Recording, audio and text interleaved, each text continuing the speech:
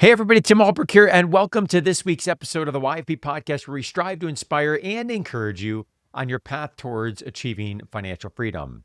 I want to wish a happy Father's Day to all the dads that are out there, whether you're in the thick of it with the toddler chaos, perhaps you're in the teenage years, or maybe a little bit of both. In my family, I've got 4 boys from 13 down to 5, so we're in a couple different seasons at the same time. Or maybe you're a more seasoned parent that is now raising adult children that might even be raising families of their own. Regardless of what stage of fatherhood that you're in, this episode is for you. And to be frank, it's for all parents out there, not just the dads. But as we look at this really important intersection of parenting and finance. Last year, I had the chance to celebrate Father's Day by having my own dad, Tom Ulbrich, on the show. That was a real treat. One of my favorite episodes of all time. We'll link to that episode in the show notes if you didn't get a chance to catch it. Last year, we talked about fatherhood and entrepreneurship. We talked about family and finances, a really special conversation that my dad and I had. This year, I'm taking a different angle.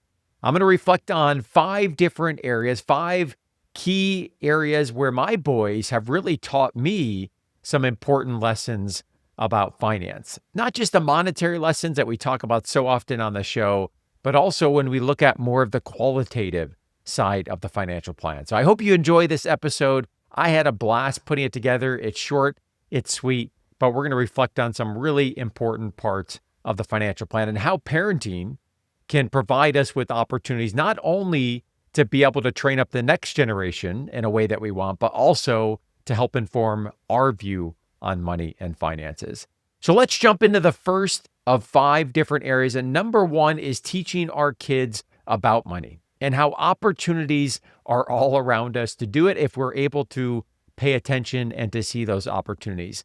You know, one of the experiences that comes to mind is not too long ago, one of my boys, Levi, currently he's 10 years old. We were out at one of our many nights where we spend out at the soccer field, and we were standing in line at the concessions. It seems like they can't leave home for an hour, if at most, if there's concessions available, right? We got to have concessions.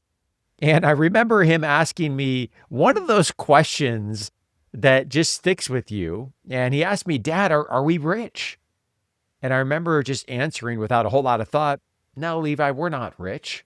And so naturally he then asked, well, Dad, are we poor?" And I said, "No, Levi, we're not poor." And that was the end of the conversation, right? It was the end of a long day. I was tired, kind of mentally checked out. There was a real opportunity in front of me to ask some probing follow-up questions like, "Levi, why are you curious?" Or "What do you mean by rich? What do you mean by poor? Where do those ideas even come from?" Right? The vocabulary that we use around money. What does that mean to him? And instead of engaging in that conversation and really trying to understand where he was coming from, and I think probably at a point that was clearly a formative opportunity, you know, I missed that opportunity. Now, thankfully, there's been many others since then, and that's just one example. But these opportunities to teach our kids about money are all around us, right? I have some very solidified memories from when I was a child where my parents role modeled the effective management of finances. I remember the conversations around the dinner table. But more importantly, what I remember were some of the actions, like when our allowance was split into different categories of saving, spending, and giving. I remember my mom back in the day when you used to deposit money physically into the bank, and you actually took your paycheck to withdraw money and then taking those dollars and putting them into individual envelopes for different categories of spending. These opportunities are all around us. And whether we're saying these things, whether it's with words or with our actions or behaviors, our kids, as you all know, are incredibly observant, right? Very observant of these memories, these opportunities that are in front of us. And I can think of many more where there might have been good conversations or missed opportunities. One that comes to mind is when my oldest, Sam, who's now 13, about to be 14, he was 5 at the time. We were standing at the checkout station at the grocery store. I pulled out my credit card. I think we were just buying 1 or 2 items. I can't remember the specifics. And he looked at me and said, "Dad, so you swipe your card when you need something. Like, that's what you do, right? You go to the grocery store, you swipe your card, you get what you want." And, you know, as I was thinking about it from his viewpoint, he's never really seen, or at least hasn't seen very much, the physical exchange of dollars right? And so there were some conversations to be had there about, well, how does credit work? How did debit cards work? Obviously at 5, I didn't have a deep conversation about that, but we would certainly do that over the years. I think about my son Everett, who just loves this topic of personal finance, and he often will ask me about inflation, and we'll talk about supply and demand, and sometimes this will come on the heels of hearing a news story in the car or a conversation that we're having. These opportunities to teach our kids about money, they don't have to be in a textbook necessarily. They are all around us every single day, and I hope that we can challenge one another to take advantage of them. The second thing that I want to talk about is investing in experiences. One of the books I've talked about before on this show is Die with Zero by Bill Perkins. And he talks about this concept as the experience dividend, what he refers to as the return on investment that we get from experiences. And here's the key, not just in the moment, but in the lasting memories that they create, right? Ramit Sethi talks about this concept in his book, I Will Teach You to Be Rich. He calls these money dials. Money dials are the things that can potentially lead to the experience dividend, the things that we really value and treasure and that have meaning to us. And it's not just the dollars that we're spending in the moment and what comes from that, but also the tail effect of that over time. Now, when I look back to some of the experiences in our own family, one of the key things that comes up that has created many experience dividends is we really value attending professional sporting events. We love it. Our family loves to play sports. We like competition. We like just appreciating the play at that level. It's something we all enjoy doing together. And some of the fondest memories I have is sitting in the arena with the 6 of us watching a professional soccer game or a professional baseball game or a football game, whatever it might be. And we've got some cool options here in Columbus, thankfully. And there's some bucket list items that as they get older, right? It started off as things that could be relatively inexpensive. Thankfully, here in Columbus, we can go to the Ohio State University, has great sporting events, sometimes free or low cost. And as they get older, right, their curiosity and interest start to grow naturally. And we've got some exciting bucket list opportunities coming up in terms of the World Cup next summer, the Olympics in a couple years. Now, I have a dream to sit just courtside in an NBA game just once to experience that, right? And so that's what Bill Perkins is talking about, is what are the things for you and your family that we are prioritizing the spending such that it creates an experience dividend. And maybe it's experiences, it could be giving, could be other parts of the financial plan. Obviously, travel is a common experience. And this is something that as a family, I talked with Julia Myers about this recently on the podcast. We'll link to that episode in the show notes as well, about having clarity as a family around what she calls the constitution, the framework, the blueprint, the vision for what is of significance and value to you and your family, so that you can essentially use that as a filter through which you're spending your time and your money.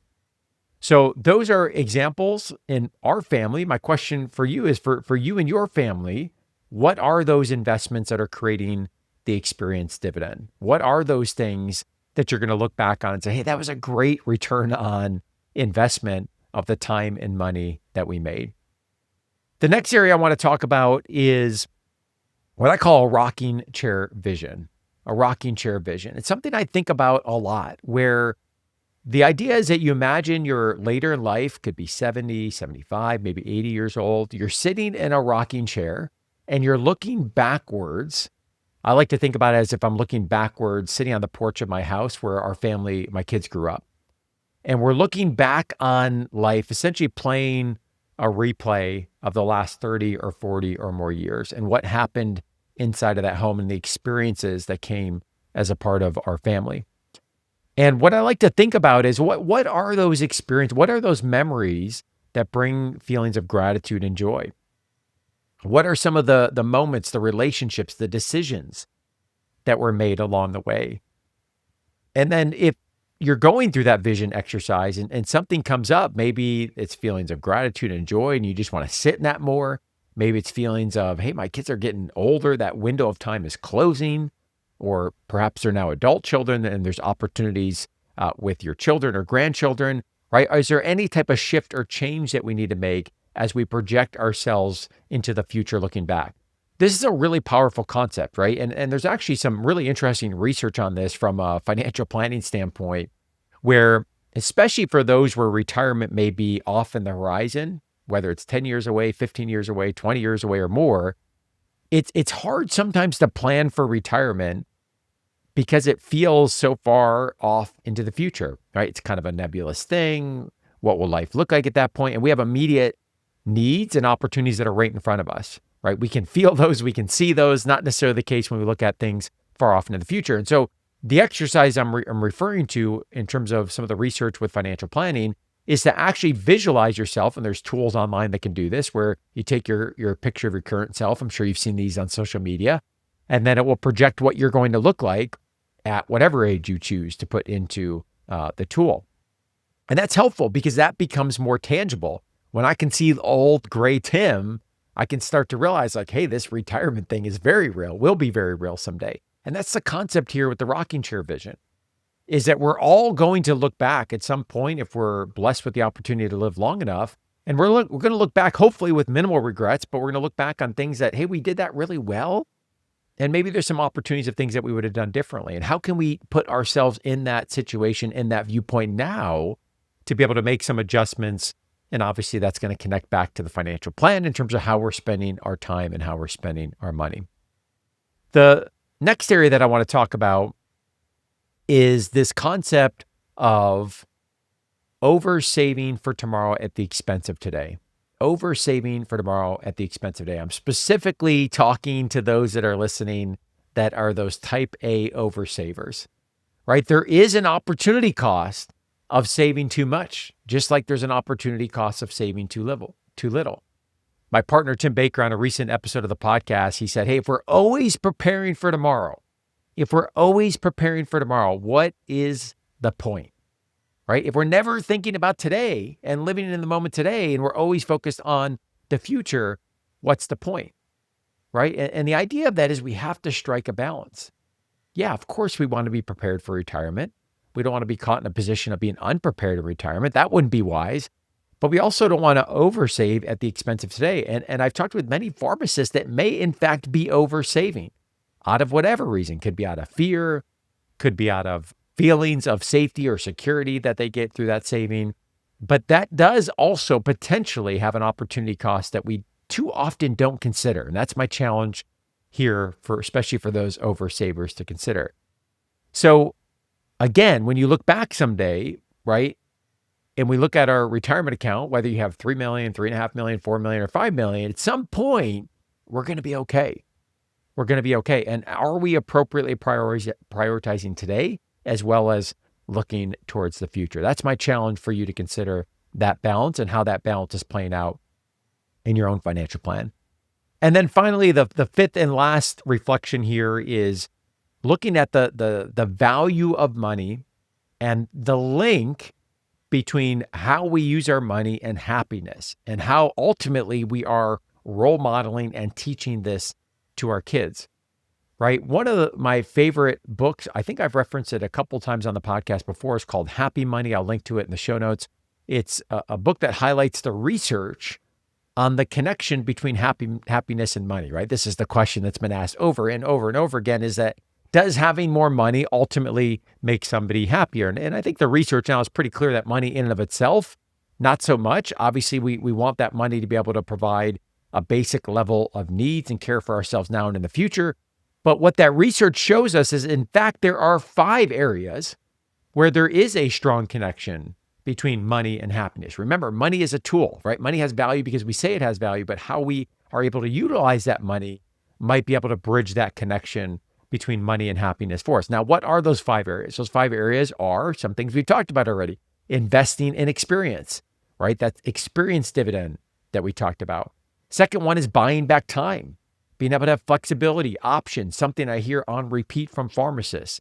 The third thing is the practice of giving and the feelings that come from being able to help others through generosity. The fourth thing is delayed gratification and knowing that, hey, if I can have that discipline, not at the expense of everything today, but if I can have that discipline to wait for tomorrow, there's a strong connection to happiness there as well. And then finally, the fifth thing is that we're able to enjoy some of it today, to treat ourselves in a certain amount of moderation, right? That we are also living that rich life today that we talked about. So those are the 5 things that are the connections that were made in the book Happy Money between happiness and money. Number 1, invest in experiences. Number 2, buying back our time. Number 3, the practice of giving and generosity of both time and money. Number 4, delayed gratification.